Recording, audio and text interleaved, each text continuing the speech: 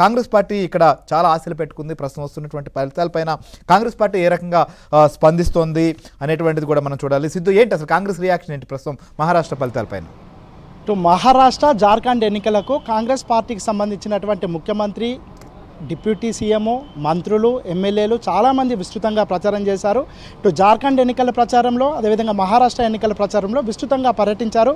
ముఖ్యంగా తెలుగు వాళ్ళు ఉన్నటువంటి ప్రాంతాల్లోకి వెళ్ళి తెలంగాణలో ఏ విధమైన డెవలప్మెంట్ యాక్టివిటీస్ జరుగుతున్నాయి, వీటన్నింటినీ జార్ఖండ్లో కాంగ్రెస్ పార్టీని గెలిపించినా, మహారాష్ట్రలో కాంగ్రెస్ కూటమిని గెలిపించినా ఇక్కడ కూడా అలాంటి డెవలప్మెంట్ యాక్టివిటీస్ కలుగుతాయని వాళ్ళకు కన్విన్స్ చేసే ప్రయత్నం చేశారు. ఇక ప్రచారానికి వెళ్ళి వచ్చినటువంటి నేతల్ని మనం పలకరించాం చాలామందిని. వాళ్ళందరూ కాంగ్రెస్ ఫ్యామిలీకి తెలంగాణతో పాటు రెండు బ్రదర్ స్టేట్స్ రాబోతున్నాయి. ఇటు మహారాష్ట్ర కాంగ్రెస్ కైవసం చేసుకోబోతుంది, జార్ఖండ్ కాంగ్రెస్ ఖాతాలోకి రాబోతుంది అని చాలా కాన్ఫిడెన్స్గా చెప్పారు. కానీ ప్రచారంలో మనం ప్రజల్ని కన్విన్స్ చేసిన పోల్ మేనేజ్మెంట్ విషయంలో మహారాష్ట్రలో ఏమవుతుందో అనే ఒక టెన్షన్ అయితే కాంగ్రెస్ నేతల్లో ఉండింది. ఎందుకంటే అక్కడ ఆల్రెడీ బీజేపీ ఉన్నది. బీజేపీ అధికారం కోల్పోవడానికి సిద్ధంగా ఉండదు, అధికారం చేపట్టుకోవడానికి ఎంతకైనా దిగజారుతుందని కొంతమంది నేతలు, ప్రచారానికి వెళ్ళొచ్చినటువంటి నేతలు చెప్పారు.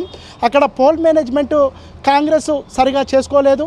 అక్కడ మహారాష్ట్రలో బీజేపీ వాళ్ళకి సంబంధించినటువంటి కూటమి పోల్ మేనేజ్మెంట్ బాగా చేసుకోవడానికి స్పేస్ ఉంది కాబట్టి అక్కడ లూజ్ అయ్యే అవకాశం ఉంది అని కొంతమంది నేతలు చెప్పుకుంటూ వచ్చారు.